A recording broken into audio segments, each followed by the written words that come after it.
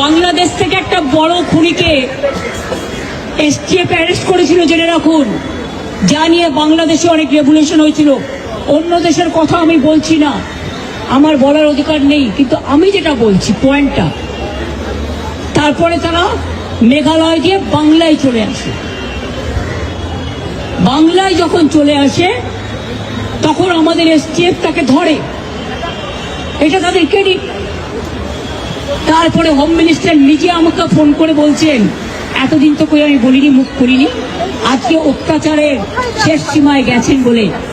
কারণ এটা জানে, আমি এখনো নামটা বলছি না ভদ্রতা করে, বাংলাদেশের লোক উত্তাল হয়ে যাবে, আমি সেটা চাই না, আমি দেশকে ভালোবাসি না, বলবো না দেশের স্বার্থে। কি বললেন? थोड़ा आपको बंगाल पुलिस को बोल दो ये बात बाहर में नहीं कहने के लिए, एक देश के लिए है।